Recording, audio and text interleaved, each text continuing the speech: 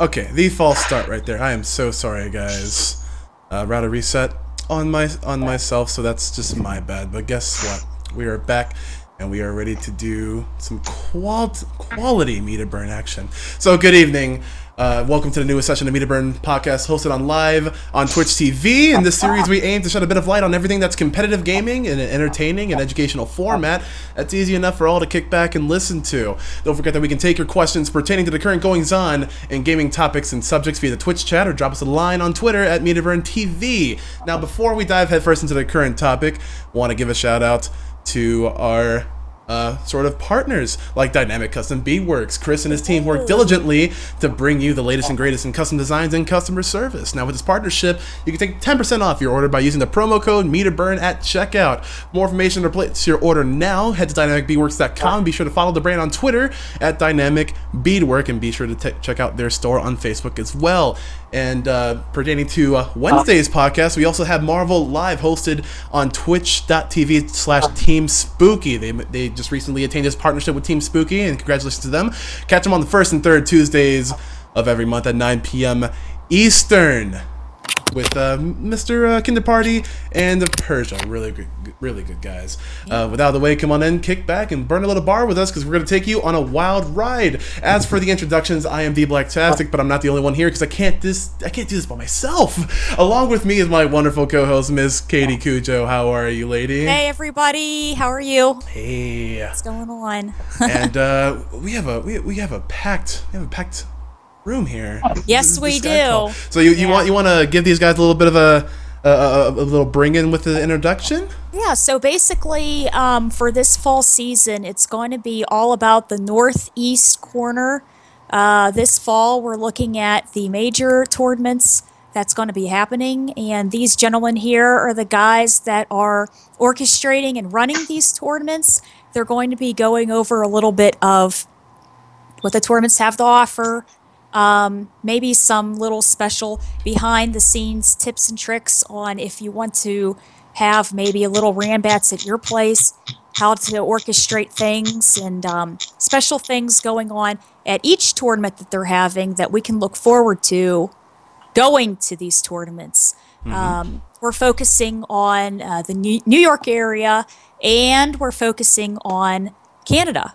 And these tournaments are all going to be happening in October and November. So let's do a little introduction, guys, and say hi. And the people in the chat can ask questions and stuff as we go along. So go right ahead. All right, so I'll go first. My name is Andy, a.k.a. City of Brass. I'm running the tournament over here in New York City. That's on October 24th and 25th. So it's New York City's only major right now, and that's it. I guess I'll go next. My name is Vince. I'm more commonly known as RXS, but I am I'm working with Lapchi, who's more known for his Canada Cup series. Basically, I'm working with him this year to bring that event over to Toronto, Ontario, which is once again, it's now gone from a West Coast event to an East Coast event. We're running it Halloween weekend, October 30th through to November 1st. So it's going to be a big tournament. Obviously, the big deal with that one is we are the final North American Capcom Pro Tour qualifier. Oh. We are a premier event, so there's a big $15,000 prize bonus. We're the last chance to get points in North America as well, and of course, that goes without saying.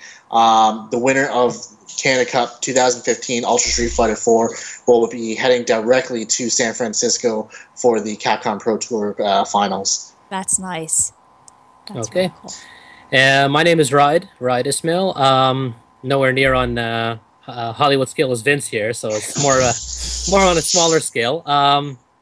I'm also known as Mayor of Hamilton, the Iron Sheik, Hibixter 83. I've gone through many aliases before. Iron Sheik, I love that. Oh yeah, it was definitely a good phase. I run tournaments in a town called London, Ontario, and I run the London Fight Fest series. So far, I've ran 2 successful tournaments. I've also assisted with some of the other smaller groups around the area, the Chatham crew, the Windsor crew, the Kitchener Waterloo crew. There's a Bison's Auto Shop there. It's a group of guys who get together. They've ran several tournaments which I've assisted with before. So come from a relatively rich background of assisting running tournaments and organizing tournaments. I also play, not that well, but regard it's something. It's something to do. It's really nice. But yeah, that's pretty much what I do, and I look forward to running more tournaments. Great. Probably going to hold a third London Fight Fest in the near future. Uh, Also working on some other ambitious projects with some of the groups in London, Ontario, and whatnot. So there's going to be things coming up in the horizon, and hopefully, when those come to fruition, you'll be hearing about them. Great. And one other person we were trying to get onto the show, and then some last minute things happened to come up. He might try to make it on later. Is Brian Stone? He is the tournament organizer for the tournaments in northern New York. So that's the Buffalo area. He's going to be running the Buffalo Comic-Con tournament, right, Bobby? Yep. That's the one it's called. And then Rumble in the Tundra. And those are both going to be mid-October and mid-November. Yeah, the exact dates are actually October the 16th through the 18th for Buffalo Comic Con. And then we will be running it back with him again on November Saturday, the 14th and 15th for Rumble in the Tundra. Actually, we did have a pretty good interview with him in our previous shows. So if by any chance you guys missed the Meet a Burn or any other Meet a Burn session, feel free to look us up on YouTube and on the Twitch VODs as well. Yeah. So he might try to make it on, but that's going to be the more northwest corner of New York. And Andy, don't you do a lot of work with the whole Team Pie? Yes. I pretty much run Team Pie. There you go. Pretty much. Look at this guy. So I bet they're going to be practicing. They're going to be really ready for Defend the North. Yeah, I mean that's what it's all about. Just bringing everything together. We do that a lot locally, so we're just trying to let everyone see what we have going on in the city ourselves. I mean, it's New York City. I believe that that's one of our state's most influential places to be. So. I mean, a lot of people enjoyed it last year, so I know that they'll enjoy what we have going on this year. Now, I know, too, you've been pushing a lot of, in addition to the competition, there's also going to be a lot of cosplayers shooting out to New York City for your event, too. Yeah, I wanted to concentrate on a lot of that because it's near Halloween. Yeah. And it only made sense to me. So what I did was I focused on it being only fighting game characters. So I did grab, to my belief, one of the best cosplayers that's out there with as far as fighting game characters go. I have a few personal favorites, but I don't want to say it, because I do got a lot of them. But we do have a nice stacked roster there as far as the cosplay goes. I wanted to try to even it out as much as possible. I didn't want to focus too much on the FGC side. I wanted to just bring it apart with the cosplay side as well, because that is a different community. Yeah. And also, have a vendor portion of it as well. Nice. And a small portion of even like some sort of b-boy competition. I had a lot of people that asked for that, so I said, let's see if we can put that together. So yeah, so for those 2 days, that's pretty much what's going to be going on. Awesome. That sounds great. And then you can get Capcom points at your tournament too, right? Yes, it is a CPT, it's a ranking event. Yeah. I'm gracious that Capcom gave us this opportunity, being that, this is a sophomore project.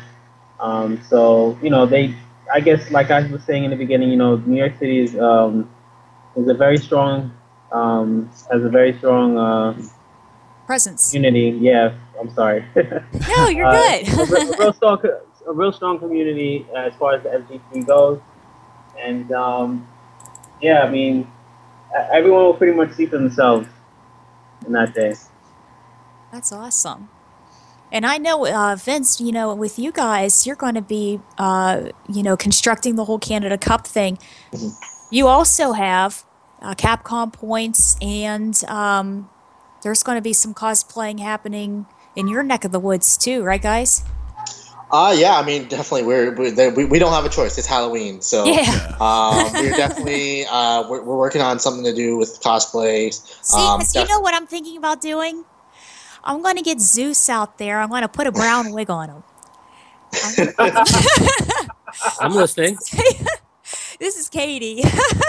He's going to play under Cujo. Kate, I'm going to have to get that arcade stick going, though, or he can use the pad. I'm going to be like, I just scored pad. What the heck? Wait. Is this for the cosplay contest, or is this for like the fighting games? This is for the tournament. So you're gonna cheese your way to top 8, and then when it comes to finals day, they'd be like, boy, you really got tall. I'd be like, yeah.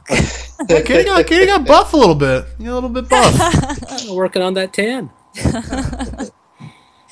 But yeah, no, definitely we're doing. We are planning to have a costume contest. Definitely because I mean Saturday it's Halloween night, so it's gonna be a lot of fun. You're gonna see a lot of folks dressing up while they're on stream, so that'll be a little bit interesting, a little bit different than your average tournament.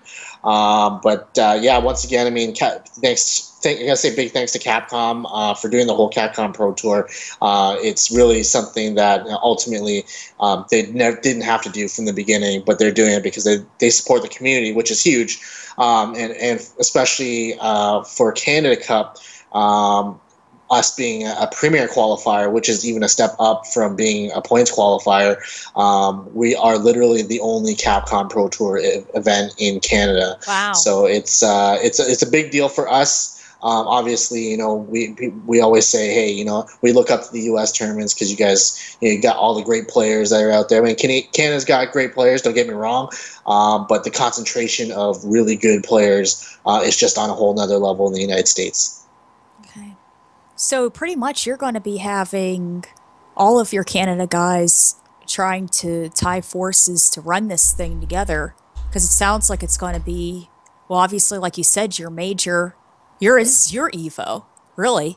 Yeah, definitely. And I mean, it just numbers wise, at this point, like I can say for certainty, just based on pre-registrations, we have blown through every pre-registration record ever in Canada at this point. We are 3 times bigger than any pre-register that we've ever had at this point, with a good 20 days to go for pre-register. So I mean, we're going to have at the door registration as well. I mean, it'll be limited, but we've kind of got our projected numbers at this point, and they are bigger than anything I've ever had to work with. It's actually kind of scary to really see what's going to happen, you know, day of October 30th. Wow. At the doors. So definitely at this point, and I don't mean to brag, but it's like we are the biggest Canadian fighting game tournament at this point. Good. Man, that's awesome. So then when people, just so everyone can kind of get an idea a little bit, it's October 30th. Everybody's there. Can you give us kind of a little bit of an idea of what we're going to be, what we should pack, like what to expect? Is it going to be... I'll take this. Yeah, first of all, deodorant. Second of all, Febreze, because when I go into Salty Sweets and I see these guys, just all these the stick pressing and like the sweat, the shoulder to shoulder, it gets really musty in these sweets, man. So please pack your Febreze. Also mouthwash, because when I do want to talk to someone face to face, I really don't want to be facing a 10-0 matchup with your breath. So, sorry for going off on a tangent. Vince, if you want to expand on that. Hygiene. Definitely. You know, and I gotta give a big shout out to Keats and his guys at when they ran UFGT Midwest Championships back in the day. He had those signs up. Do you remember that? Yeah, he had the signs and he had the stand police. He had literally guys walking around with deodorant. And I know last time I went to Ultimate Fighting Game Tournament, he had sticks of axe spray, and he was just like, you know what? They're there at each station. Use them. Because we don't want to smell you, right? If we're going to smell you, you better smell good. Yeah. But do you think it's going to be? I mean, is there I don't want to say possibility of like a couple inches of snow, or what's usually the regular for you guys around It's this Well, gonna I be time? mean, cold. yeah, it's already Yeah, it's hard it's to pretty tell. cold out there already. Snow's hit or miss on Halloween weekend. We have had snow, not a major snowstorm. I think in the last 10, 15 years we probably had one Halloween where we had a major snowstorm, but it's for the most part it's still pretty dry at that time of year. So I mean it'll be cold, but it definitely won't be. I don't expect it to be snowing. If it is, that's going to be a little more of a extraordinary event than the usual. It's cold and kids are still everyone's dressed up wearing their sweaters and jackets to go out trick or treating. Yeah. But when it does snow, it hasn't been a large amount of snow. So if you're driving in, obviously, if it is snowing, please drive safely, drive slowly. But typically, Halloween weekend's a pretty safe weekend here in Canada. Great. But it is still like really really really cold. So one of the things that we have to like keep in mind, especially for people driving, flying in, from like outside. Bring jacket. I mean, besides bundle up, you want to get those hands warmed up for your tournament matches, or else you can find something to blame your loss on or whatever. But I mean, play your casuals, or like just run your hands into some warm water, because like your hands get really kind of like slow. Yeah. And all that sort of stuff, especially under extreme conditions like that. Yeah. So just come prepared, Yeah. Yeah, definitely. I mean, for Americans that are visiting, actually, for anyone who's visiting from overseas, our dollar is kind of really crappy right now. So that's good for you guys, because extra money for you guys to spend. I mean, it's like I think we're almost at dollars, almost close to $1.40. So for $1 American, you're getting $1.40 Canadian. So definitely, I mean, spend your money. The food's good up here. I always hear comments from the Americans that come up. He's like, "Hey, Canadian food's so much more. It's so much healthier than American food." I mean, my preference.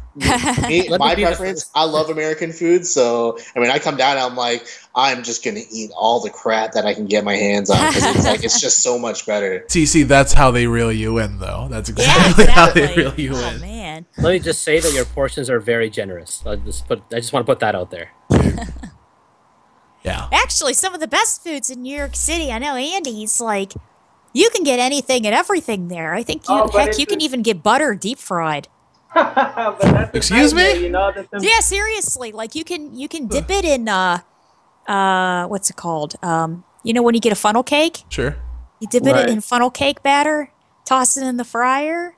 It's like a thing in the South, I heard. Dear. Yeah, they do everything over here, man. They try it all, and the thing that makes it so crazy is that New York City's so condensed, It's, Yeah. It's just crazy, how they put it all together. I read a Uber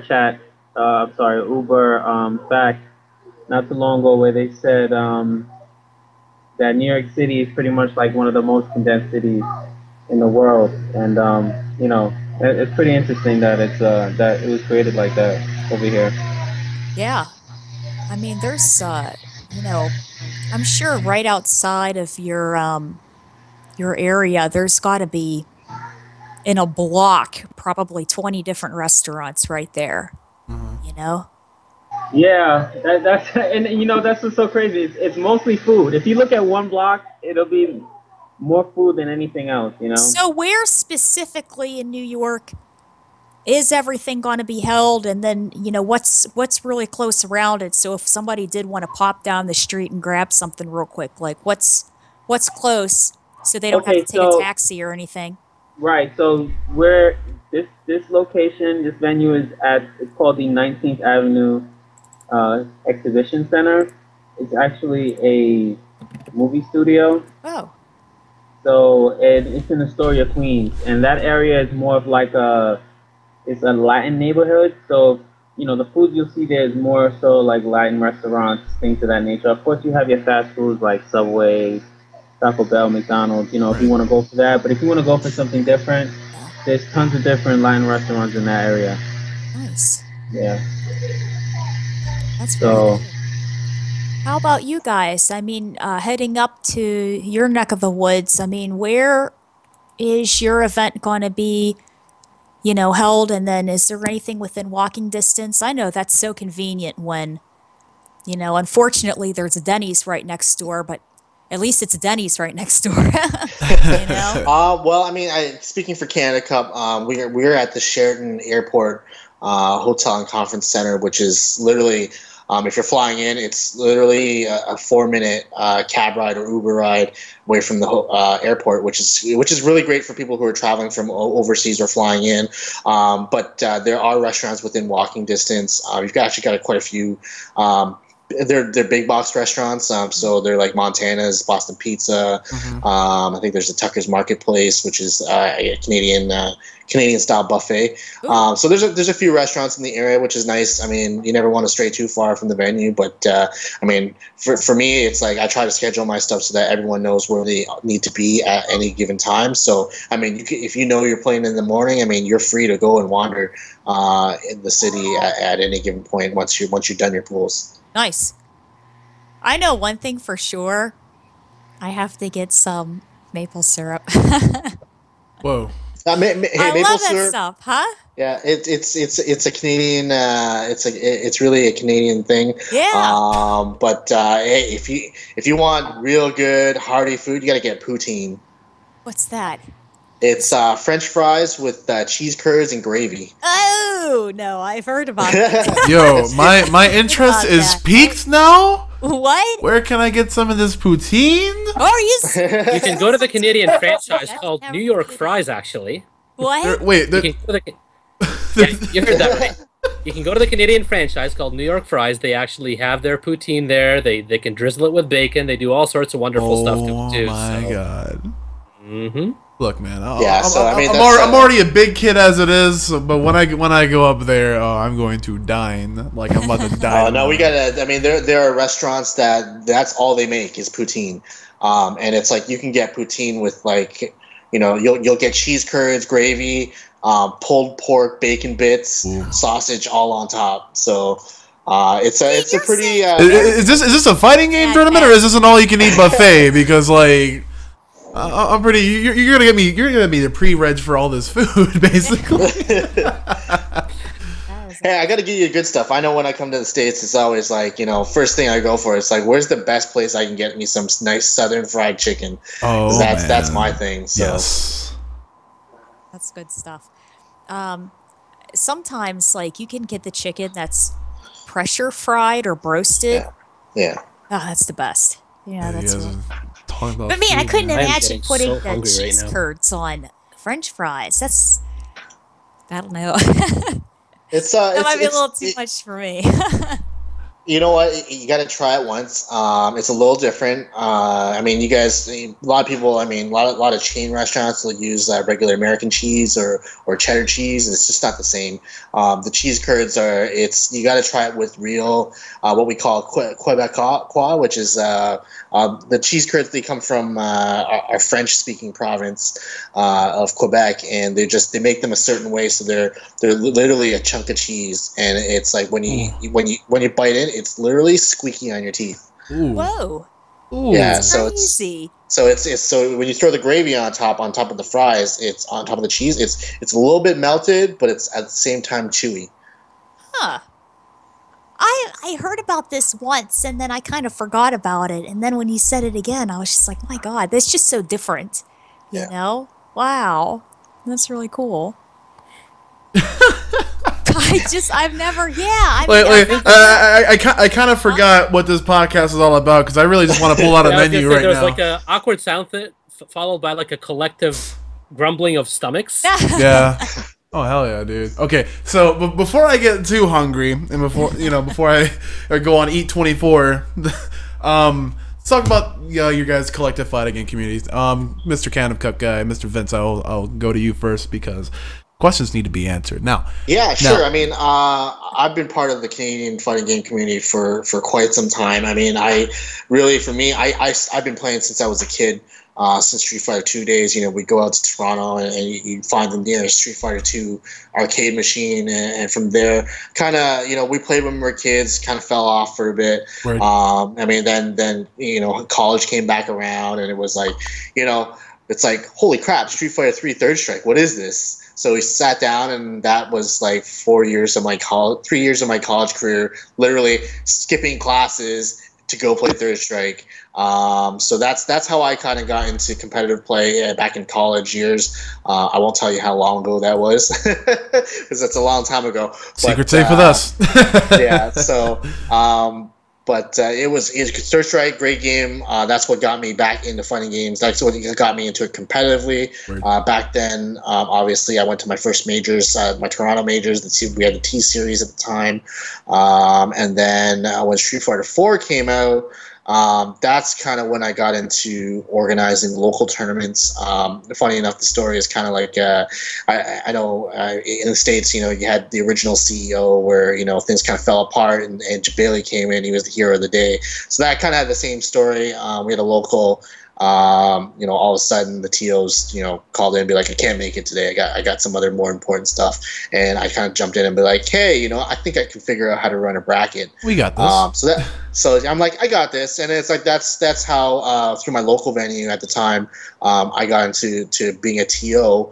And then from there, really took off. I ran brackets at the year after that, which was, we were in the first year of Street Fighter 4. So everyone was like getting back into the game. It's like tournament numbers were bigger than they ever were.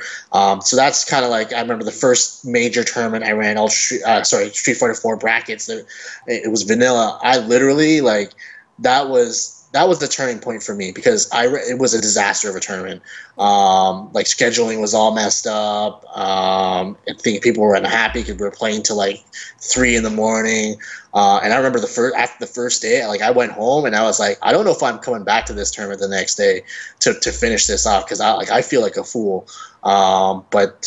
Basically, I went back the next day, got the job done, and I said to myself, look, there's got to be a better way to do this, and I've been at it ever since. So I mean, as it is today, I run all my local tournaments here in Hamilton, Ontario. We're just about an hour out from Toronto, so I do actually 2 tournaments a week, almost at this point, on Tuesdays and Thursdays. I also as a TO, that kind of involved as well when I joined up with Toronto Top Tiers, who at the time we took over running a lot of the Toronto majors. That's when I got into actually running streams. So that was my forte, because I went to school for computers. So that's kind of like, I said, hey, that's really cool. We can record our matches and post them on the internet. This is amazing. And that's where I got into streaming. Obviously, at the time, even Spooky was at his infancy. He was, at the time streaming out of his basement.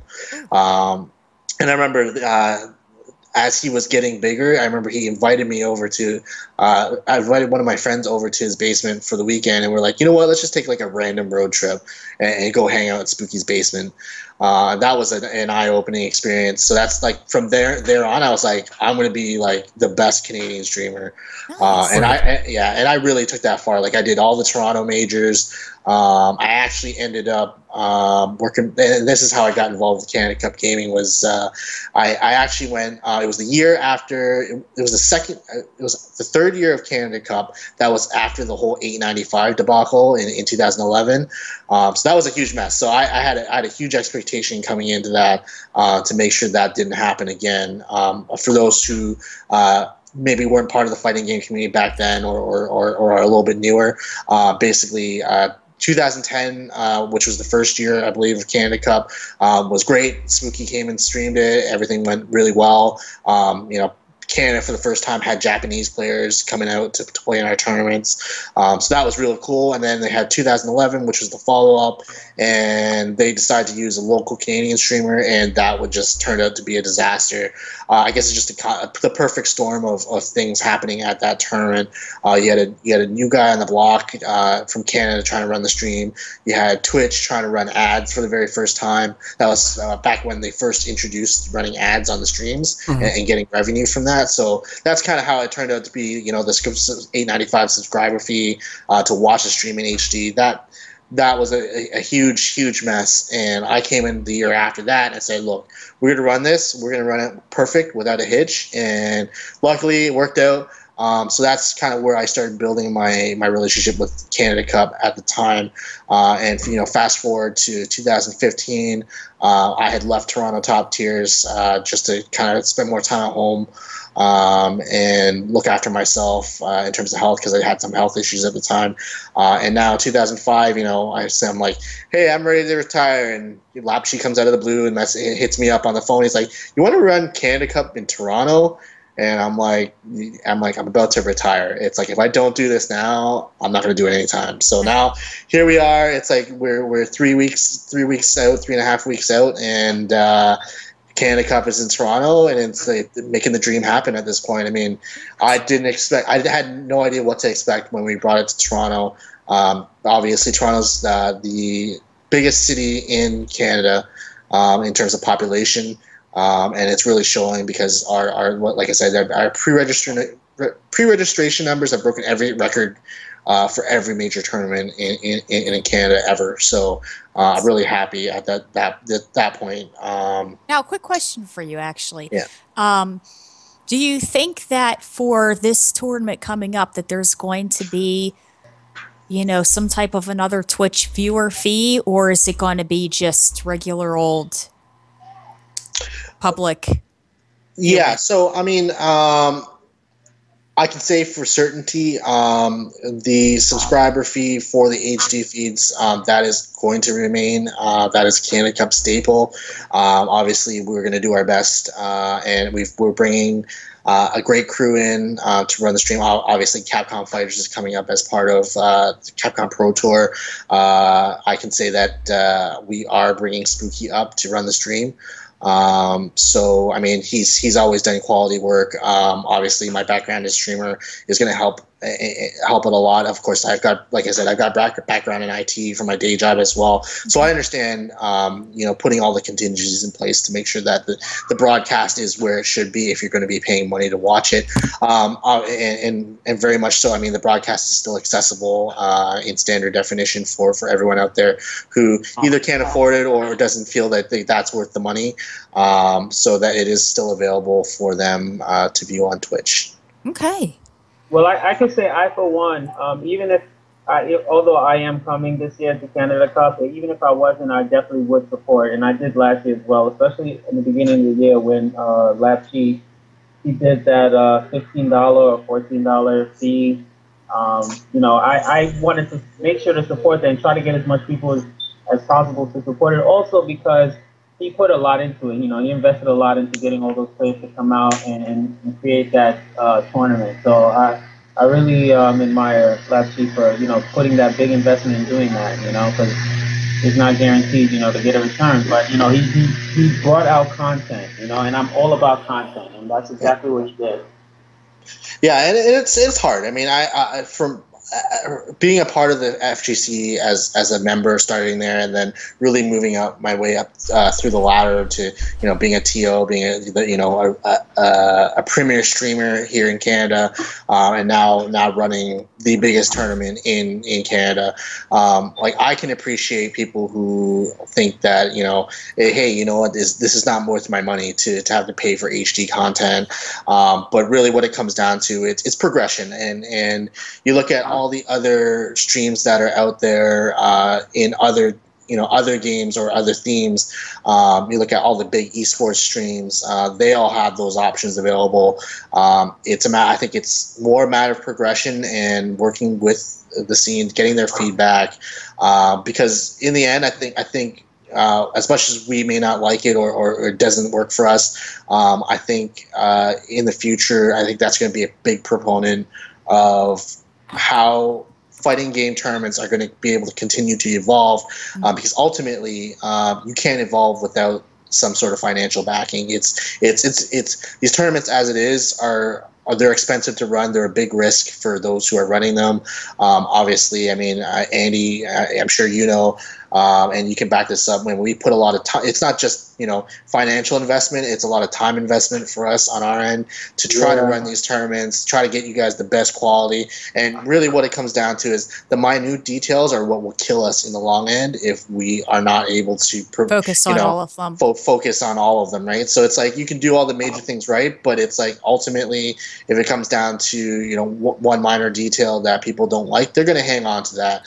And luckily enough for Can Cup, I mean, we had that big lesson back in 2011 when we first came on the scene with the idea of subscriber stream, doing an HD, and then that not panning out. So I mean, we've learned a lot from that, and that's why it's like I think most people would go back to the drawing board and say, hey, we're not going to do this whole HD subscriber thing because people were upset. But ultimately, it's like you still have to revisit that eventually down the road, because you got to look at it. I mean, that's great that we're making money getting people to come to your tournament, but that income is limited. Yeah. Right. So, I mean, if your tournament wants to continue growing, you've got to find other avenues to generate income so that you can reinvest that in your tournament to give people who are attending and both viewing online a better experience. Okay. Ray, you're a bit quiet. Do you want to kind of expand on that a little bit? Yeah, I can give a little bit more insight on what I do and whatnot. So, I basically started playing, similar to Vince back in the Street Fighter 2 days. That's when the whole fighting game craze. Actually, no, it goes way beyond that. Oh man, ancient. We're talking ancient. Like, don't let this black hair fool you here. I've been playing fighting games since, I don't know if you've even heard of this before, but it's called ER Kung Fu 2. Nope. No. it was the game for the MSX. Basically, it was the European version of the Commodore 64. Oh! Okay, yeah. It's the same system that Metal Gear and all the other Konami classics were originated on. Right. And Konami was on a roll. They were coming out with all sorts of genres back then. Racing games, fighting games, shooters, you name it. And this was your typical fighting game that was released in 1987.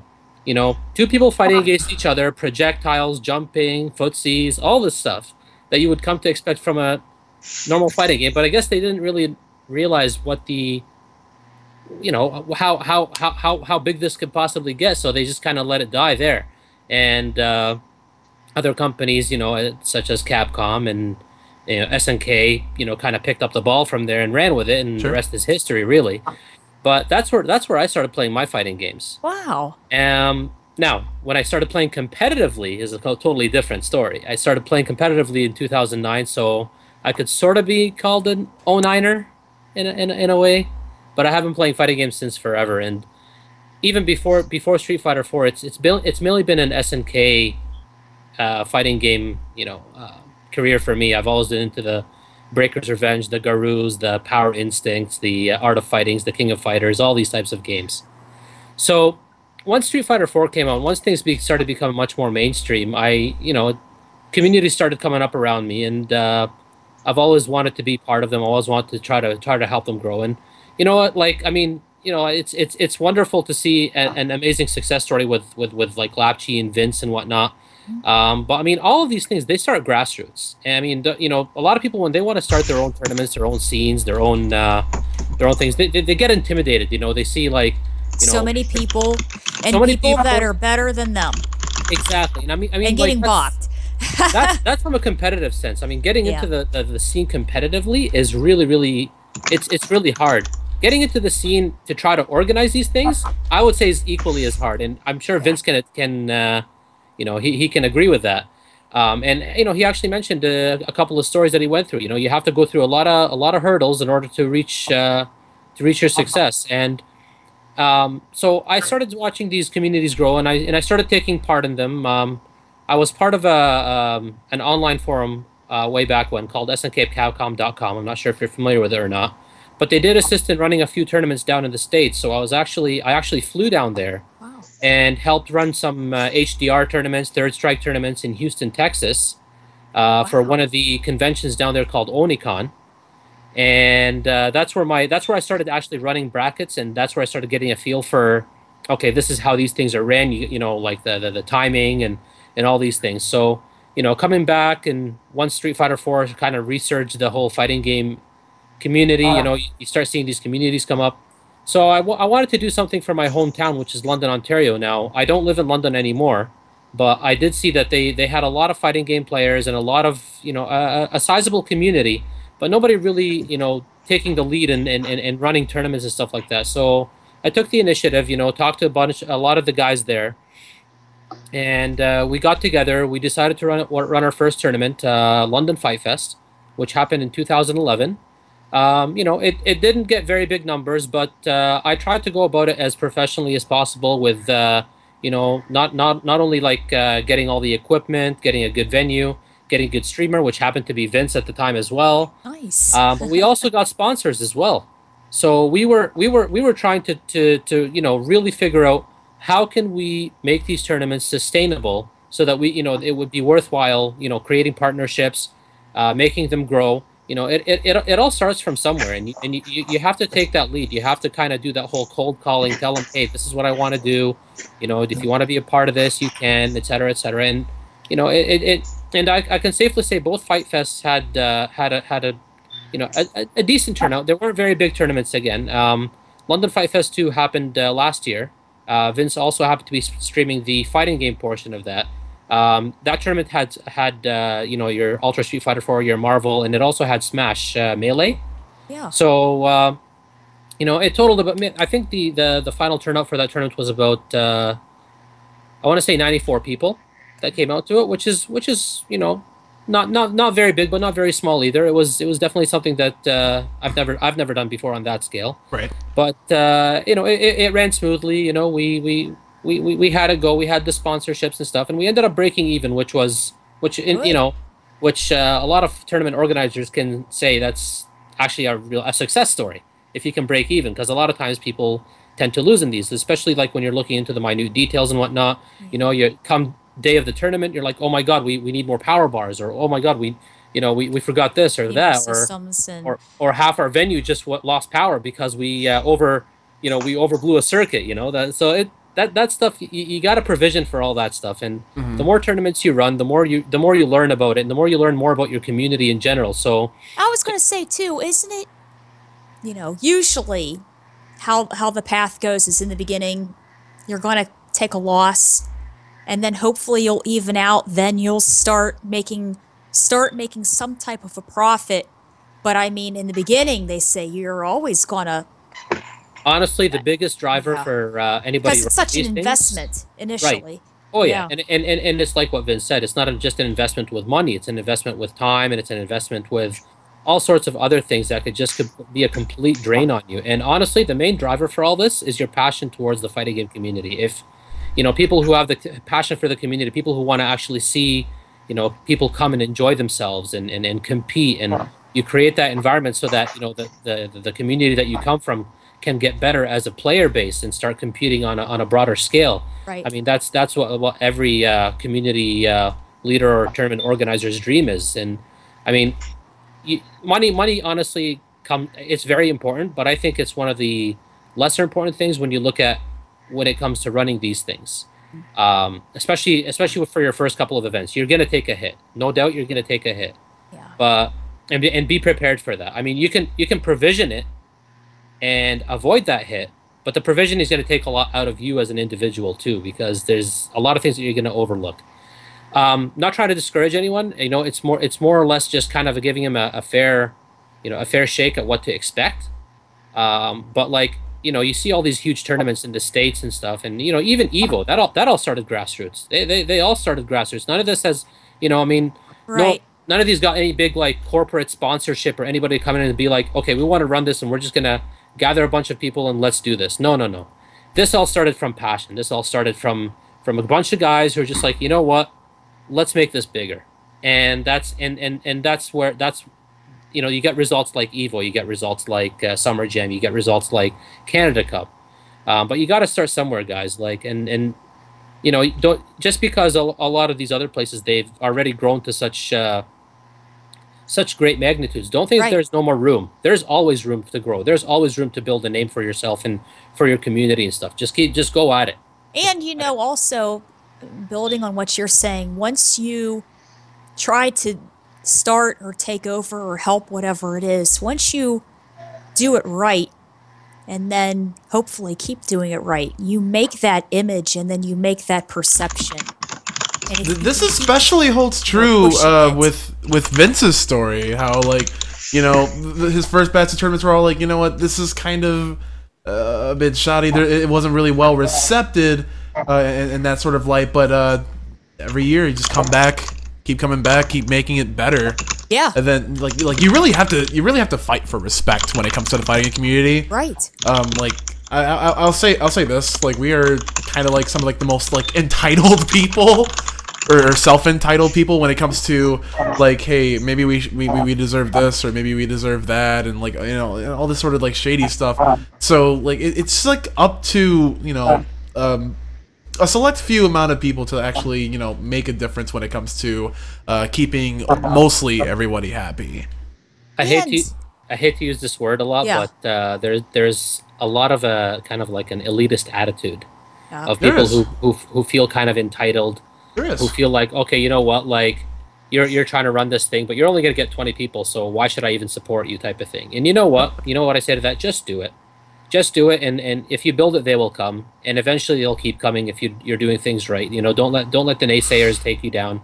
Right. There's a bunch of them in every community. Just you got to learn to ignore them and move on, because you know, eventually they're gonna see the vision that you've been seeing for a long time, and eventually they're gonna open their eyes, or you know, or quietly kind of join. But it's, you know what, you're the one who's taking the risk. You're the one who's pushing forth with it. Don't let these naysayers take you down. Yeah, it's. I mean, for me, speaking from experience, because you know, I know a lot of the bigger organizers don't necessarily do as many local events. They don't do as many like weeklies and monthlies. They try to focus on their bread and butter, which is absolutely fine. Because I mean, ultimately they're two different environments. I mean, locals, it's really important to have them because ultimately it's like baseball, right? I mean, you look at how baseball works. So baseball, you got your little leagues, you know, your pee wee leagues, all the way up to the major leagues, and it's like there are. Everyone who is playing pro baseball has gone through that system, right? So it's the same as fighting game community. Everyone who's played or won a major has gone through that system, working their way up through locals, traveling to regionals, Yeah. going to other places to play at their locals just to see what the competition's like, right? And then getting up to the majors. So I mean, the road to get to, you know, running your first big tournament, it's a long road.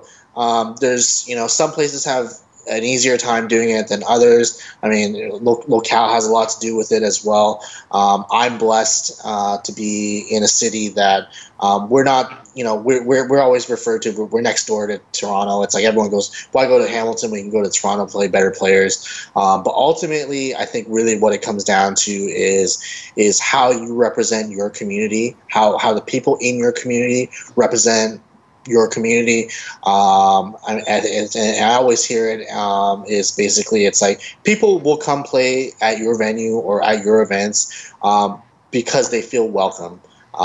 Having good players is important. It absolutely is, because you want them to attract outside talent to come in and join your talent pool. But basically, it's like if the people there aren't friendly, nobody's going to want to come play. And I think that's really important. For me personally, I always look at it. FGC is my family. It's not just a bunch of guys that I go and play video games with. I genuinely care. On a personal level, you know, if I see one of my buddies in the FGC is not doing well, it's going to be like, hey, you know, what's going on? It's like, you know, what can I do to help you? It's like, are you struggling with your game? Or it's like, hey, it's like, what's bothering you? Because it's like, I care on that level. And I think it shows just within my local scene that it's like, you know, we look at each other and be like, hey, you know what? It's like, you know, I don't have. I don't have $5 to my name, but you know what? I'm gonna go scrounge my change so I can enter this tournament because it's important for me to support my community and the games that I love.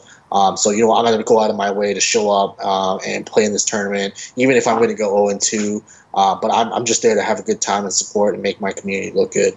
Yeah, and you know, I think that was really important what you said about it's about making people feel welcome, completely new people that are starting up or people that are what is it? They're getting the spectator passes Yeah.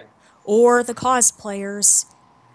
As long as people feel like they're involved somehow, it's all about feeling welcome. And another thing, actually, that I would think would be a huge part of having a nice, solid tournament would be working with people that you know are reliable and that you can trust and work with.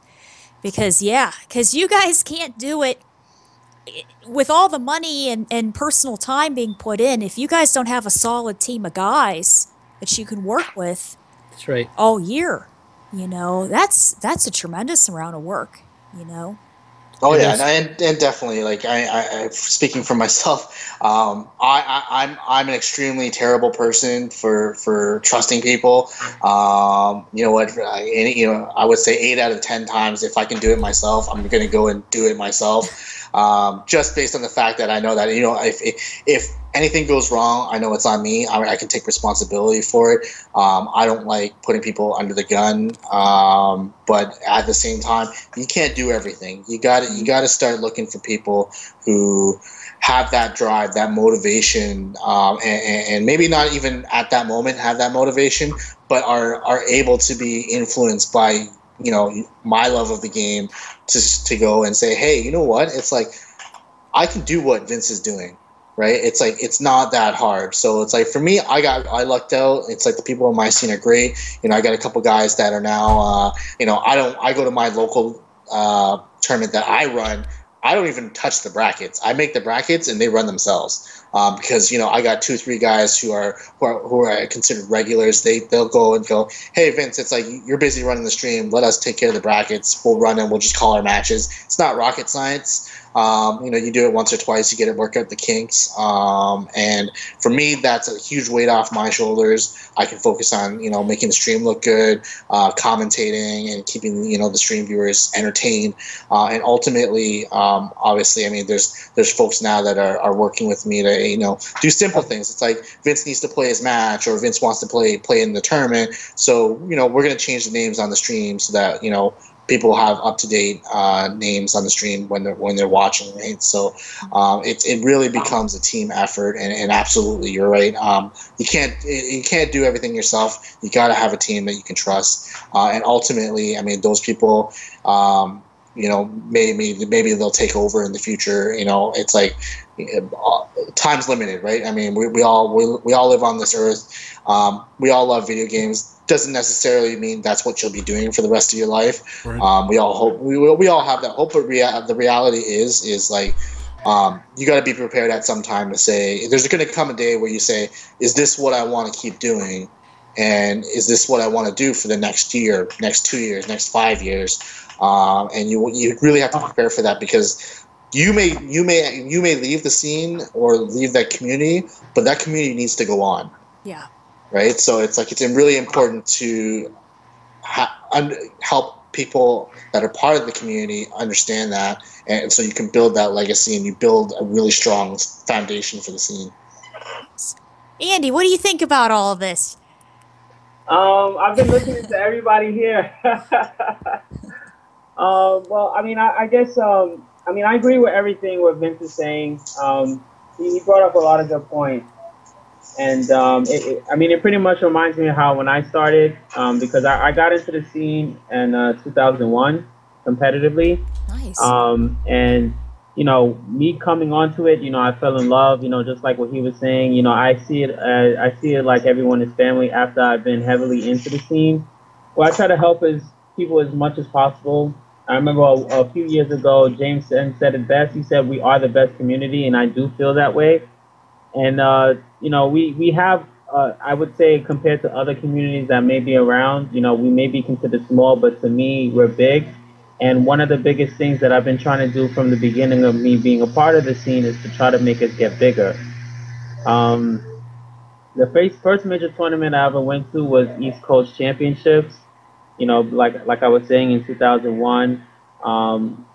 It was a person by the name of Jet C. He started from the ground. It was back then when we didn't have as many consoles. It was actually being done in an arcade, Oh, and we had to run the tournaments with two setups per game. And it would be a crowd of hundreds of people just watching one cabinet. You know what I mean? So we went from that all the way to this now, where we have up to 20 setups for one game. So we've grown a lot throughout the scene. And my main goal for even having Defend the North is to try to let let the teens become aware of our community. To let them know that we exist. I say this all the time, and I always feel like I'm being repetitive. Like I tell the same person, more than once. But I go to work every day, mass transit, and I'm always hearing kids talk about League of Legends or Call of Duty or other genres. And back in my day, we used to talk about fighting games. Back when I was a teen, before I even knew that this scene existed. And I'm just trying to make the teens become aware. New York City has 437 registered high schools, and my job is just to make sure that they know, be informed, and come out and see the scene grow. And that's been my goal. I started becoming doing the TO thing in 2009, similar to what Ismail was saying. And my reason though was because I was being a competitive player like everyone else, and at the time Justin Wong living in New York City, he was the best player, known to be the best player in the world. No, sorry, not in the world, in the U.S. And when Vanilla came out and it was out in tournaments, Gutex and Mike Ross was pretty much wrecking everybody. And I was like, yo, we can't have this. You know what I mean? Like, it's supposed to be Justin Wong killing everybody. It's not supposed to be like this. So I tried to create some kind of togetherness to go on. I started doing tournaments at Chinatown Fair, and then I pretty much grew it from there. So I went from being inspired by Justin's losses, to feel that we need more of a togetherness to go on for us to continue to play competitively, to help us all grow to get better. And that's pretty much what brought us here now. nice. That's awesome. So, out of curiosity, too, because, you're in charge of, that whole tournament and everything, Defend the North. How did you also start Team Pie? Because you're in charge of that. Yeah. Yeah, What's that story? okay. So this is a funny story. All right. So this It's was in like private Vanilla. investigator something, right? Professional instigators entertainment. Private No, it's investigator. That's completely not what it is. No. oh. So this is how it started. This was me just coming back from getting top eight at final round, right when Vanilla first came out, Word. and I was playing online, feeling myself, whatever. And I was playing someone online. It was a Ken player, and where I'm from, we don't take people talking crap lightly. So I thought this guy was talking crap on the mic, but I didn't have my mic on. So I said, let me put on my mic and see what he's saying. So I put on my mic. He's actually just yawning or talking or whatever. So I started talking to him, and he lived in Brooklyn. So I said, okay, that's cool. And he was pretty good, but he didn't know anything about the scene. So that ended up being my good friend now, Chin341. So when I met Chin, then he introduced me to his friend Chung. So then after that, all three of us started hanging out. I started, and letting them see how the scene is. And everyone was surprised that, these guys are not from the FGC, but they're pretty good, for guys that's not in the scene. So from then on, we started hanging out outside the FGC stuff. And, we took a liking to, the vibe that we all had going on.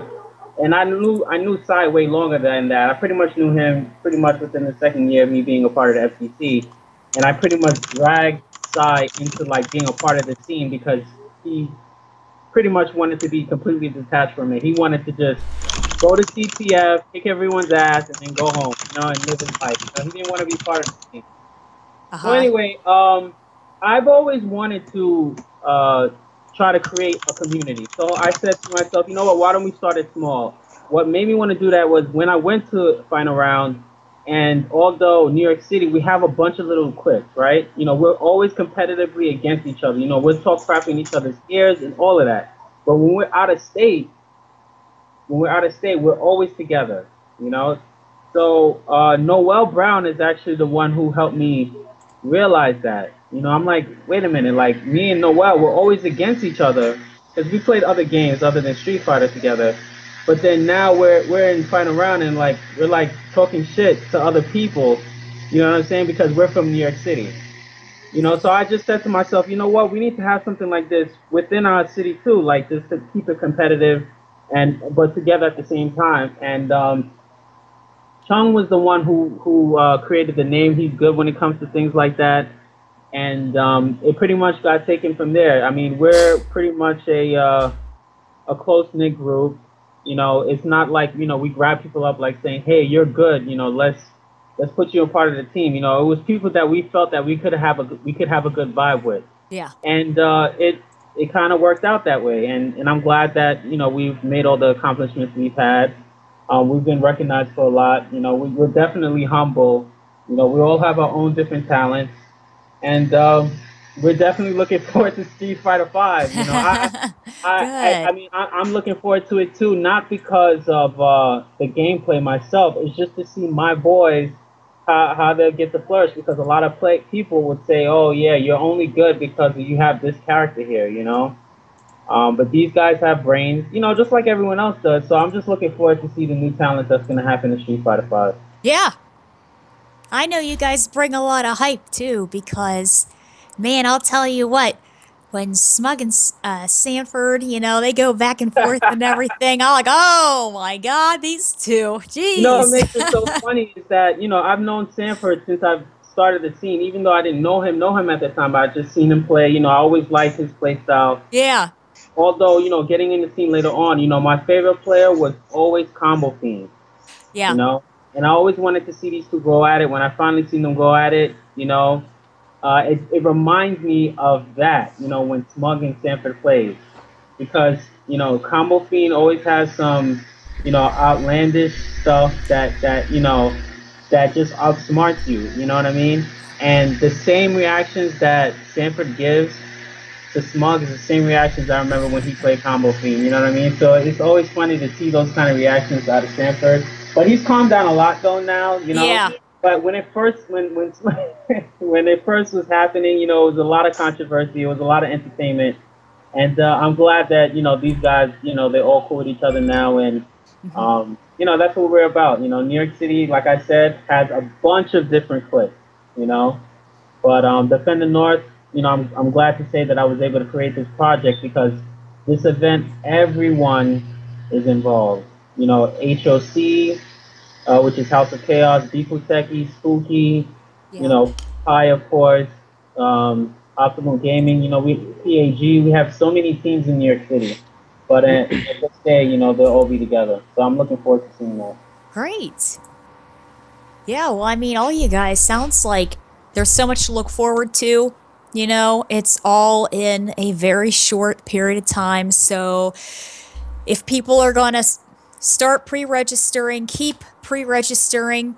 For all of you guys, I mean, you can still pre-register until what, about a week before the event?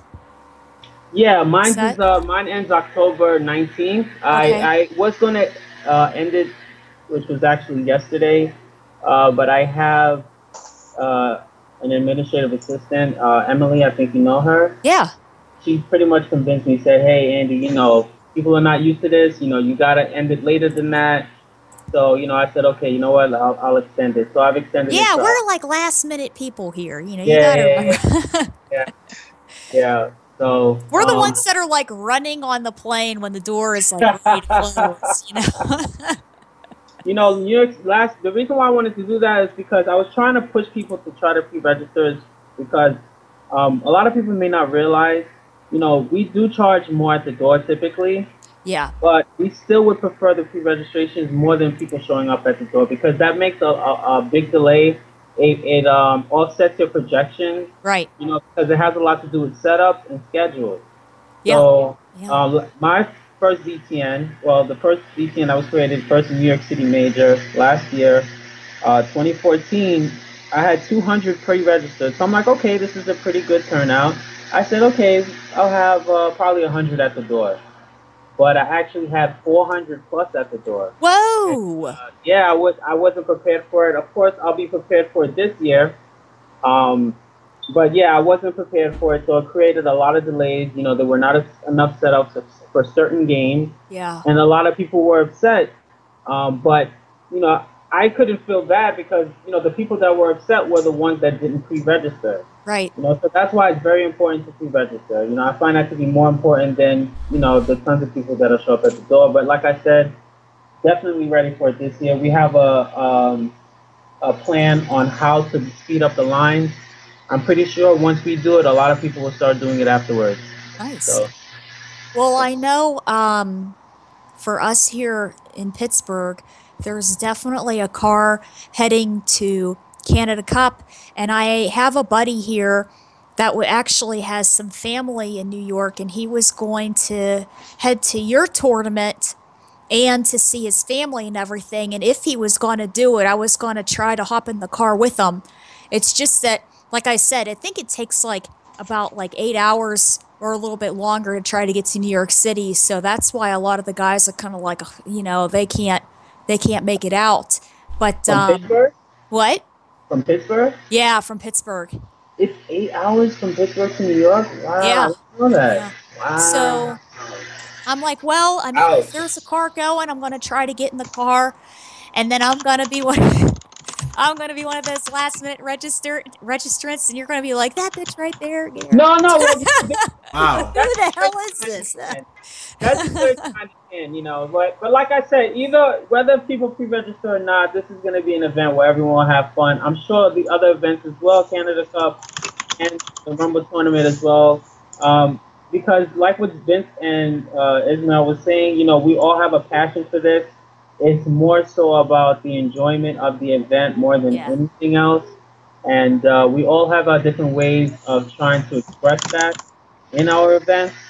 So I'm looking forward to seeing all three of ours, to be honest. And even though it is back to back, I always tell people, no matter where your tournament is, if you're close to it, just support it. I understand now that a lot of people, which is understandable. We're in lazy mode because we can play in the comfort of our own homes to play other people online. Right. But in order for us to see more things, we have to come out. That's one of the things that I always try to say to people. We're always friendly, we're always helpful, we're always approachable. You'd be surprised how many times we see people in the street and they be like, oh, yo, they so shocked to see Smug, and then they're surprised that he's so friendly. And they say, oh yeah, I've been wanting to come to, you guys Team Pie's tournaments, because I do monthlies. But they say, oh, I don't know if you got, I don't know anybody there. Nobody knows me. I don't want, me to go over there and people don't say anything to me or look at me weird because they don't know me. And I explained to them that, listen, we're very friendly. It's a Yeah. small community. We're friendly. We're very helpful. We embrace anybody that comes in, and that happens pretty much a lot. And Smug still, he takes a little, he's a little new to it. He gets a little shocked at first every time because he doesn't, in New York City, you're like, oh, are you trying to sell me something? Or are you going to ask me for money? You know what I mean? So, he can't tell the difference there, but he's starting to get it now. But long story short, it's about togetherness. All the TOs are about that, obviously, right? Because we're trying to create something where we all are together. Yeah. I always want to do things like this, whether if it's, being a part of a team, creating a team, or becoming a CEO, is because I want to still see this continue to happen.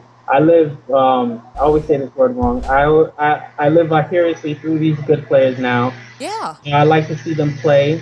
I like to see them kick ass because I'm too old. I can't do that anymore. Even though I try. But the thing is, like, the reason why I continue to try to keep playing is because New York City, people is always talking shit. So it's like, oh man, now I gotta practice and play this guy because he's talking shit. So but it's all fun and games at the end of the day. That's So. awesome. Yeah, and definitely, fun and games and, getting those Capcom points, Yeah, yeah. on your end.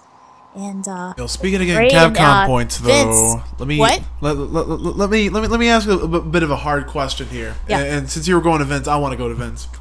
Speaking of close knit, communities and all that stuff, there has been like a sort of a meme or a going on about the Canada scene and how USA claims that Canada is free.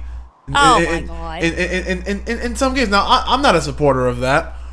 But I need Vince to solidify something. I need to back up the Canada fighting game scene. Who are your prominent players, and who do you know that they can body in the USA? Yeah, this I want to hear too. I want to hear this answer too. Go ahead. It's time for some real talk. Putting you on the spot. Meet a Burn TV. Okay. Look, let's put it this way. There have been multiple instances of Canadian players. We have been part of the international within the U.S. Fighting game scene for many years. There's lots of stories. I mean, even like Andy, man, it's like New York's got stories about Toronto players. One of the stories is back. I can't remember which Evo it was. It was Third Strike was still being played. This is a Henry Sen story. But basically, one of our players, Samir, at the time, I think he was maybe like in his early teens, and he showed up at Evo. Didn't do so great in the tournament, but like just bodying people left and right in the hotel rooms after the tournament. And I remember the story being told by one of our older TOs to me, and the story goes, Henry Sen got salty because this kid from Toronto, young player, is just destroying everybody, taking everybody's money. So he accused this kid, Samir, of basically having like a pad hack in his stick. Oh. And you gotta remember, this is back in PS2 days, and Henry still swears by it today. That this kid hacked his Street Fighter Anniversary arcade stick. That's all he plays on a PS2 to basically give him better execution. That's why he won. Huh. So I mean, those are funny. So those are like way old school stories. I mean, we've had these days when we talk about top Canadian players, you got to talk about guys like Canada Cup Gaming's very own Chai Rithi, very talented player, been around for a long time. I mean, back when Street Fighter 4 first came, we had JS Master at the first Canada Cup. He took out Mago and Daigo back to back in the team tournament. A lot of people don't remember that because it's like, there's been so many tournaments in between. There are a lot of great old school Canadian players, guys like Prez and a couple other players from Montreal. Montreal, I think, in Canada breeds the best Street Fighter players, period. They just have a very competitive community within themselves. And of course, once again, Chai Rithi himself from Montreal playing out of there. And we've got Air as well from the West Coast. He's fantastic. Doing really well with Poison. And you've got a great Vega player up there, Hosier. Yeah, Josier. I think he's kind of fallen off. I think he's doing other stuff now. It's like into music. I know he's a drummer. Yeah, I mean, but it's just like when we visit the States, right? It's like you go to any major tournament in the States, and we know coming from Canada, we're not going 0-2 because it's like there are in the States, like there's like 80% of the players that you run into in pools are just average players. They're not any different than we are. They're all under the gun because it's tournament stress. And then you have the 2 or 3 guys who are considered the best in the region. Like guys like give you an example. The one year I went to Evo, I bodied everybody in my pool, and I lost to Alex Valle and Zeus. So like for me, I look at that. I'm like, I respect that. It's like Zeus is the best Vega in New York. Obviously, Alex Valle is a legend in his own. So it's like for me to be third out of the two of those guys in my pool at Evo. I mean, I can't complain. Obviously, I would have liked to beat either of those guys. But I mean, those are accomplished players, right? So I mean, there's tons of really good Canadian players. Obviously, I mean, it just comes down to being, there's a lot of really good American players out there as well, right? So I mean, Chai Rithi, I remember I was watching a video the other day of back a few years ago at one of our, I think it was MTLSF and Nemesis in Montreal, when Chai Rithi started his streak of defeating Dominion in grand finals for I think at least three major tournaments in a row, and it was really crazy because I remember the first time that happened. Like I literally I went on the biggest pop off on stream, and I was like it's totally inappropriate and totally biased, and it's like grand finals, it's like popping off, it's like crazy stuff going down, and it's like it's great. It's like Canada, within the top player circles, we get a lot of respect. Obviously, not so much from Stream Monsters but that's always it's cutthroat. I mean, running the streams, everything that goes on in stream chats, you got to take it with a grain of salt. It's funny. Some of it's pretty vile. Some of it even pretty savage. But I mean, it's like Andy said, it's all shit talk. I mean, in the end of the day, we all get along. We're all there to do one thing, which is play our best. And I mean, shout outs to all the great Canadian players, shout outs to all the great American players. And once again, it's like, it's as much as, US Stream Monsters say Canada's free. It's like, let's be honest. It's like a lot of US players who are considered top players in the US are free to the Japanese, right? They're free to the Europeans. It's like, Luffy won Evo. I think it kind of depends on the day. Yeah, it depends. If you're having a good day or a bad day, yeah. Well, okay. If you don't mind me, just chiming in here.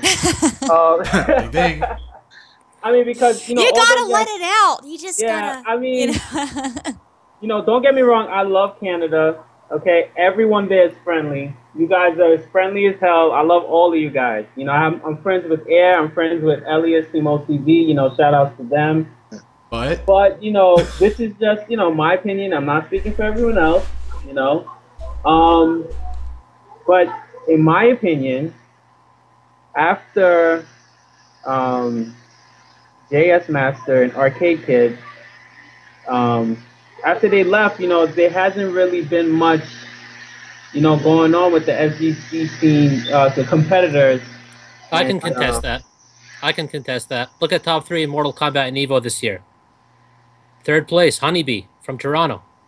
Oh. Okay. Look at some of the East Coast tournaments. You got top 8 Marvel. You got Canadian names showing up all the time. I could have sworn there was a first to 5 between our boy Arav versus Smug, which he won. Our Able player versus Dudley, who took him down in the first to 5. So we're capable. We're capable. Okay. I mean, Vince did a great job talking about the history, which was fantastic. Here we go. Now, pow, pow, pow, pow, pow. We're talking about the now. This stuff was a real motherfucking talk. We're talking about Canada Cups in 3 weeks. We're talking about the now, and we're talking about the now players. And I'm telling you, we're capable, and we're gonna bring it. And you know what? Like, what ends up happening is a lot of our great players don't actually travel. Like you barely see a sliver of what we have to offer. Hopefully for Canada Cup, we're gonna have a lot more registrants. People who don't really leave the country to play and whatnot. And I'm just thinking we're gonna surprise you. You know what? That's what I hope to see, because we're gonna have a lot of New York players come to Canada too. So I really hope to see that, because our impression is that we're gonna go up to Canada and we're gonna end up getting well, no, not box, but I mean, all we have to worry about is the international players when we go up there. That's our thought process when going to New York. I mean, coming from New York to go over there, because New York City is pretty strong. We have a strong presence. Word. And it's exciting to hear you say that. So if you guys ready. All I say is don't underestimate, my friend. I mean, okay. You're looking at the big. You're looking at the big at the end. And I'm going to add to that. It's easy to talk shit when you're playing on your own ballpark. That's all I'm going to say. True. But you know what? I got to say to you guys, because Bro Shady came to New York. He got second. He did his thing. We had a few Canada players that came up to one of my events, and he did his thing. He got second place. He beat Smug. and I forgot he beat a few other players too. So he did his thing, But like I said, you said that you think a lot of the registrants are going to be in Canada to compete. So I'm really looking forward to seeing that. Yeah, and just to add to that, I mean, we Canada Cup, we're known for doing what we call the international 5-on-5. That is happening at Canada Cup this year. We're working on the scheduling on when that's going to happen. We do have a team tournament on the Friday, which is going to be signed up on site. So I mean, there's going to be plenty of opportunity to really see who's going to be the best Ultra Street Fighter 4 player, whether it be American, Asian, or European. We're going to find out at Canada Cup ultimately. It's the last Capcom Pro Tour qualifier. Who's really going to be the king of North America? Whoa! See, we're going. It's not even King of New York. It's like the whole thing. I love how this. I love how quickly this escalated. We went from this to like, you know what, Canada. We have some good players, but I just want everybody to have a good time. And then Ray's all like, well, you know what? Let's cut the sugarcoating bullshit right here because we have a force to bring out ourselves. Then Andy's like, you know what? I'll see y'all. I will see y'all. Right. If we're not gonna build hype now, when are we gonna build hype? Yeah.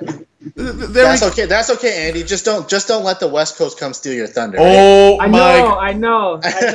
Y'all, just a quick disclaimer: the views of Canada Cup and Team Pie do not necessarily reflect the views of Meterberg. Hey, when push comes to shove, like, Toronto is considered East Coast, so I mean, in a way, it's like if West Coast comes full force, I mean, we're fighting the West Coast together, right? So, I mean, from that end, it's like, we might be a border across, but we're still all East Coast, right? So, so now he wants to be all enemy of my enemy shit right now, right? let me add one more thing too.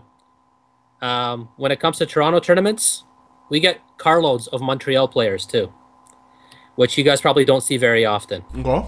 And those guys are amazing, and hopefully they're gonna come out in full force, and we're gonna see some fireworks. Yeah, when I was saying that, I was really talking about like the Street Fighter aspect. So... Don't take it back. No, I'm not taking it back. He mentioned the other games, and I mean, I only know Street Fighter, so I really. Come on, New York, really for Tekken. We've got Ariel for Tekken in New York. Let's go. Come on, Andy. Yeah, it's you know what? I like to put it this way. Like, I as much as I like to talk a lot of shit, I mean, let's look at like the top 64 Street Fighter players in the world. Anybody can at any time could take the title of being the best, and that's the great part about Street Fighter. I always look up to players that are from the New York area. You guys breed great competition because you like Andy said, it's like you got a lot of different cliques in New York, and that's what breeds great players. So I mean, I have a lot of respect from that point. I mean, we're Canadian, we're nice people, right? It's like we're not 100% about shitting on everyone. I mean, I know Americans, you guys have a lot of pride, so I respect that. But I mean, we'll play the cards, see where everything lands. And you know what? It's like I'm really excited to see where a lot of our new blood here in Canada ends up because they don't travel. We've got a lot of hidden gems. The United States of America has a lot of great players from Midwest, from like places like Pittsburgh, who are necessary. They're the best players in their region, but because they don't travel or they don't get out as often as they should. It's like I always every time I go to a U.S. major, I run into players that I have never heard of that are absolutely fantastic, excellent Street Fighter players, and those are the real those are the players that I like to look out for. It's like who's up and coming, who I don't know about, because I mean those are the ones that are going to do the most damage, I think. You know what it is? I think everybody wants to see that Evo 2010 Gamer B moment where, the pools are withering down, the top 128 is withering down, and all this rumors and all this hearsay about this Adon player that's just bodying everyone. And then all of a sudden he gets on stream and he starts bodying, and this is during a time where people completely underestimated Adon, didn't know what his potential was, and then he goes on to beat Justin Wong. In 2010 Super Street Fighter 4 Justin Wong. I think anytime there's a tournament, people want to see the people, come from that communities, you know, the hidden gems, so to speak, to come out and like body everyone, be like, oh my god, like where was this person? And you know, everybody looks forward to that moment. Yeah. You know, and hopefully that happens during Canada Cup. I mean, I know there's tons of guys here who play who don't often show up to, you know, locals, tourneys, or whatever, but you know, they're online warriors or what have you, and they end up coming out and they're like, wow, like where has this person been, type of thing, you know. Do you guys do any work with Brett? Because I know he travels a lot. I personally, I'm really good buddies with Brett. Yeah. He's a great guy. I have so much respect for him and what he does. He travels so Brett much. is the lone wolf. He is the lone wolf. Yeah, and it's a funny thing because, you know, it's like I love Brett. We've traveled together numerous times. He's kind of got a little bit of a chip on his shoulder here in Toronto. But I mean, I know it's like anywhere he goes in the States, he's definitely pretty much a celebrity at this point. Yeah. You know, so it's like I always travel with him. He always rooms with me when I go, and we look after each other. Yeah, no, definitely he is probably the closest definition of world warrior that's like I've ever come into from any person. He's just everywhere. And you know what? He does it with less resources than what I would say the average FGC. He plans these things player. months in advance. Yeah. I'm saying months, and he finds like the most ridiculous deals, the most ridiculous. I'm just like, man, like this, like you should be amazing. you should be a travel agent. Like seriously, just use this and like get people places, and you know, turn a handsome profit in, because apparently you're really good at it. You know. Yeah. Yeah, and you know what? I always tell young players who are starting to get into it and really looking to travel. I'm like, you got to talk to Brett, because it's like he will get you wherever you need to go on a great budget. You'll have lots of fun. You'll make lots of friends. I remember one of my personal stories. The first time I went to Midwest Championships. Super Street Fighter 4 had just come out, and basically it was 2:30 in the morning. I was rooming with Brett and a couple other guys. We were dead tired. We had to drive back from Chicago the next day, first thing in the morning. And Brett walks in with Martin, and we're like, "Do you guys mind if Martin chills here for a bit?" And because we have a casual station, I'm like, "Yeah, whatever, you can play." Next thing you know, we're at Denny's at like 3 in the morning. And on the way back from the hotel, Martin's like, "Yo, do you guys mind if I have someone over for like a really quick money match?" And this is like week 1 of Super Street Fighter 4. So this is Martin's like prototype Dudley, and he's like, "Yeah." We're like, "Yeah, whatever." It's like, you know, you guys can play your money match and we'll sleep.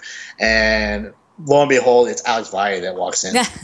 So and now we're like 4 o'clock in the morning, taking shifts, trying to make sure our drivers can sleep, and basically just watching Alex Valle and Martin go at it. And Alex Valle at the time, he's like, "Yeah, I'm gonna try 8-on," and so it's like week 1 super 8-on and week 1 super Dudley with 2 of like at the time a couple of the best players out there, right? So it was like, yeah, we're gonna stay up and watch this and sacrifice our sleep. I probably drank like 4 Monster Energy drinks on that drive home. It was dangerous. Oh shit. That's crazy. Yo, let me backpedal a little bit to basically what Ray was saying. When it came along the lines of, you know, it'd be nice to have like someone come out of the woodworks in one of these tournaments, because that's kind of what always brings the hype. You know, someone that you don't really expect to really make the top ranking, someone you haven't really heard of, or an online warrior. Going on that, Fats808 actually has a question in the chat. Says, "What up, panel? Just a quick question. Are we going to see a female in a top 8 in any fighting game in general? And who are your choices? Who would your choice be? Katie, would you like to make that top 8? Like, do you think you have the... I don't know. I mean, honestly, I don't feel like...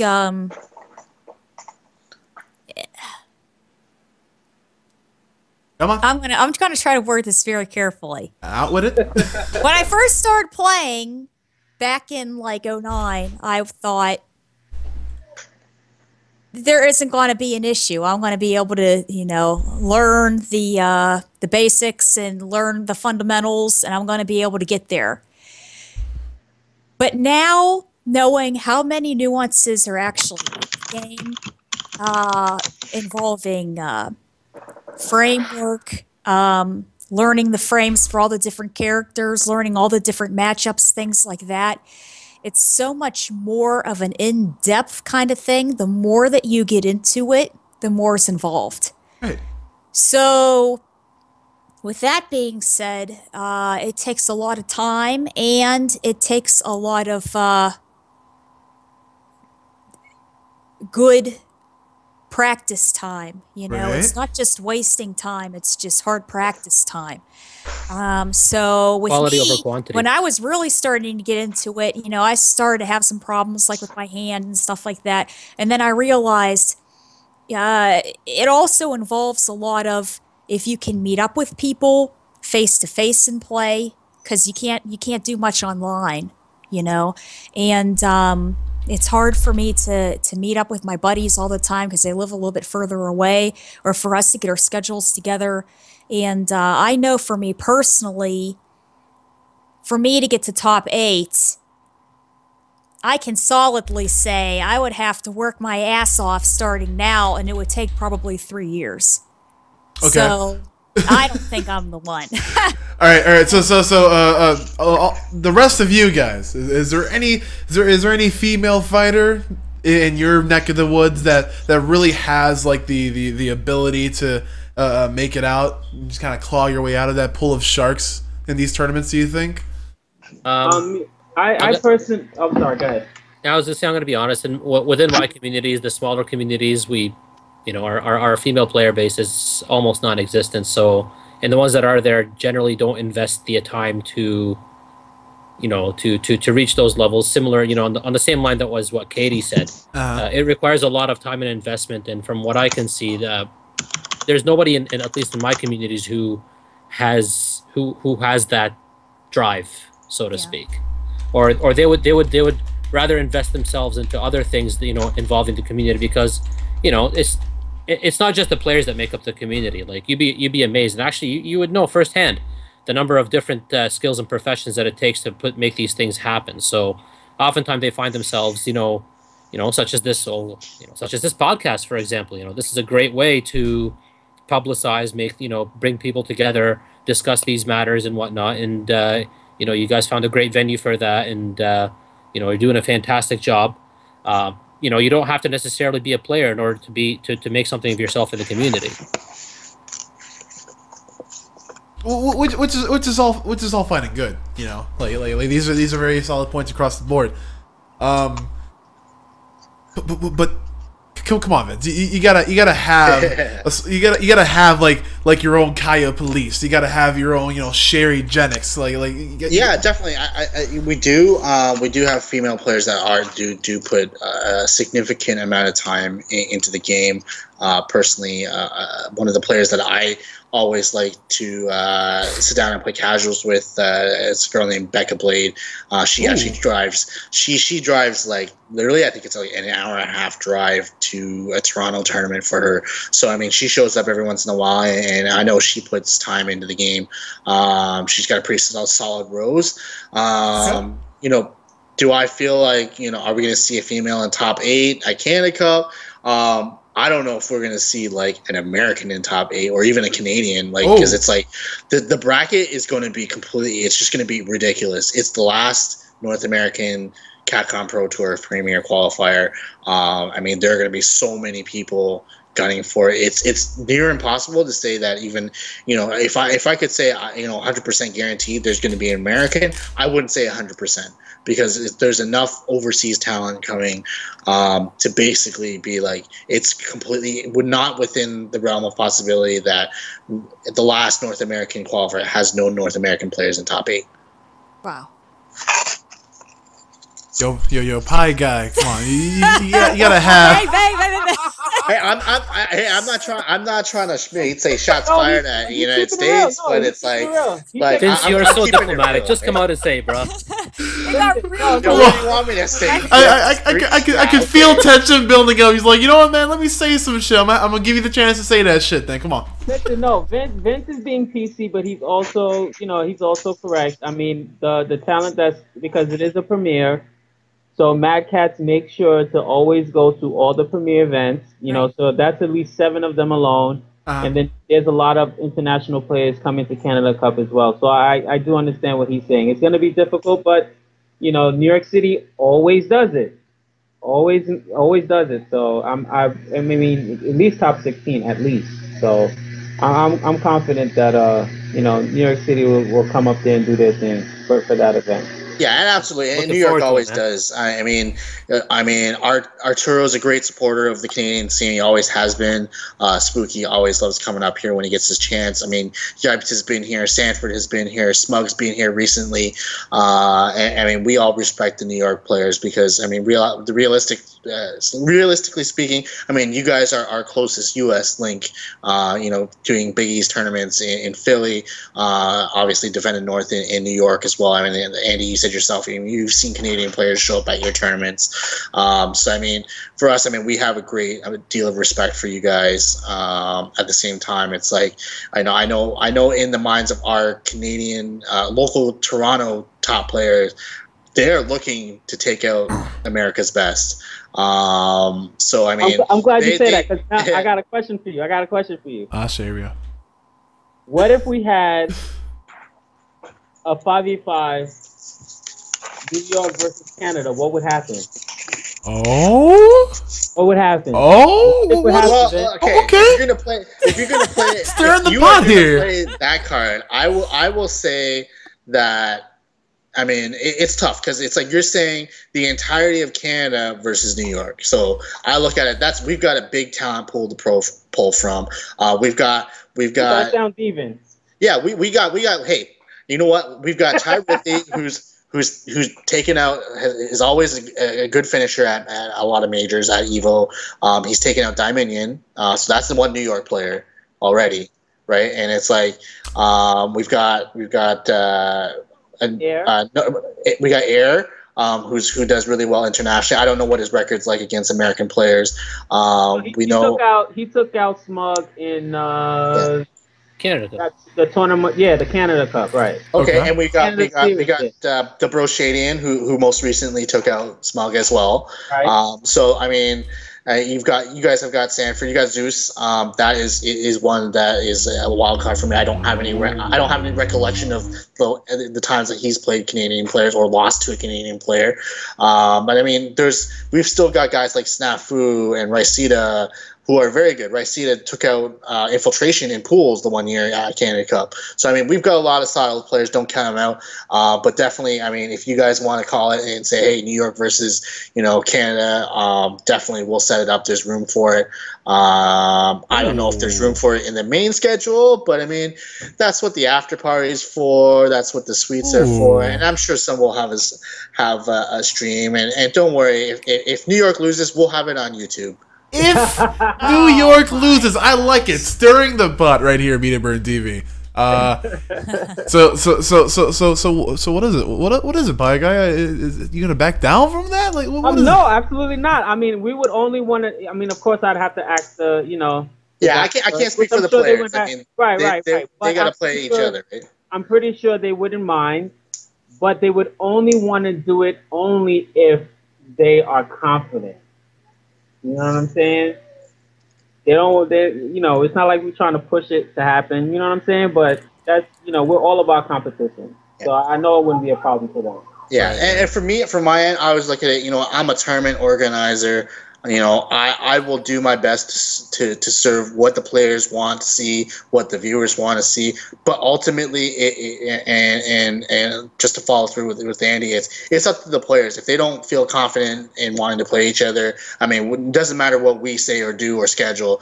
It really comes down to, do they want to play each other? And I can't speak for the Canadian players, but I feel that they would feel confident in playing that matchup. And I'm sure both for themselves and for the Canadian viewers, they would definitely be down to play. It's just a matter of getting the people together and seeing what the agreement comes out to be. Word. All right, so listen, let Lapchi know I got money on it. Ooh. Oh damn. Let us know. Wait, how about this? How about Let's this? make it He's happen. coming to Prime defend time. the North, so why don't you let him know, and you Okay, guys can hash okay. it out. Well, my people I'll talk do with that. your people, and you know. And then when Canada comes around and Lapshi's got your money, you can buy us all drinks. Oh Okay, okay. my. No problem. All right, people. No problem. If that's the case, then that is what I'll do. No problem. No problem. All right, guys. Don't want to really like stop in the heat of the moment here, but we are running a little bit short on time. So what I want to do is, well, first of all, thank all of you guys that are on the show talking about and promoting yourselves and your events in your local competitive communities. Want to give guys got any shout outs to give out? Ray, why don't you go first, man? Shout outs to my community, shout outs to Canada, shout outs to everybody in this chat right now. You guys were fantastic. I've always loved to collaborate with other tournament organizers, group organizers and whatnot. Share ideas, share the hype, share the salt. It's all wonderful. Shout outs to you all, man. Honestly, and shout outs to the FGC. Like it's truly something magical. Like it brings people together, in ways that many other things can't. So, shout outs to that. All right, Mr. Vince, you want to go next? Definitely shout outs to all the people who have supported Canada Cup so far. I mean, definitely to the US scene for coming up and being so supportive of Lapshi over the years. That's a big thing. I mean, we couldn't do it as much as Canada has a great scene. I mean, we can't do it without our cousins down in the States. Right. That's a big deal. Shouts to Capcom for obviously giving us the chance to do Capcom Pro Tour in Canada, and all the sponsors that we have. Definitely, I got to give a big shout out to my local scene in Hamilton, Ontario. We run our events, Super Steel City Fight Nights, on Tuesdays and Wednesdays. They are by far, I mean, they're my family. I can't do what I do without them. They got my back all the way through and through doing Canada Cup or any other events I do. Ultimately, like, they're my backbone. So I mean, I gotta give huge shout outs to them. I mean, shout outs to everyone who is doing stuff in the FGC, contributing to the community. There's a lot of us out here. Some of us are working. There's a lot of people that work really hard, don't get the same outreach as some of the bigger programs out there, like Gutex and Mike Ross. I mean, they've got huge viewership, Maximilian. But at the end of it, there's 100 other guys out there doing the same thing, grinding it out, trying to grow their communities, and you know what? Shout outs to all those people who are going out of their way to make things happen, get people aware, because it's like your work is not unappreciated. So definitely shout outs to all those people, and of course, self promotion. Make sure you pre-register for Canada Cup, Canada-Cup.ca. Pre-register before October 23rd to save, because you don't want to play that nasty emergency registration fee, because it's I mean, Americans probably aren't going to cry so much because our dollar sucks, but I think it's it's like $1.40. $1.31 right now. I actually checked it. 31? Yep. Yeah, so it's a little bit better, but it's like $1.31. I wouldn't be good. That's the one thing that actually I usually go to Vegas every year. I'm like, I can't do it. I can't spend $1. Man, I just he was on par. Yeah, so, but yeah, no, definitely make sure to pre-register.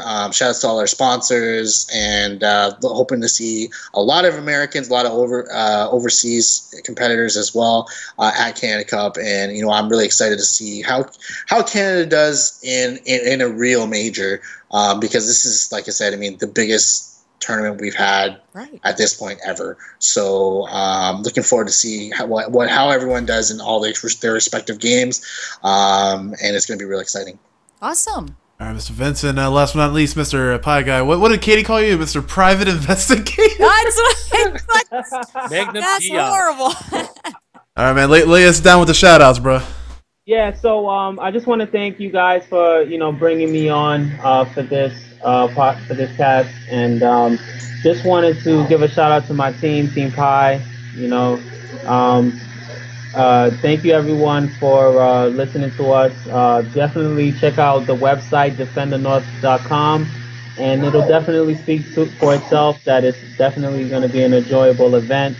So that's defendernorth.com. We also have ourselves on social media as well, on Instagram, Twitter, Facebook as well.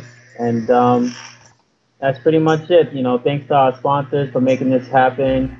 Um, we have a few more that I wish I could say right now, but I can't until everything is finished getting signed. But Oh, okay. got some exciting things for this last minute things to happen before the event. We're gonna have a lot of raffles, like Xbox One, PS4s, free raffles for people who pre-register. Some sort of an incentive to make it happen.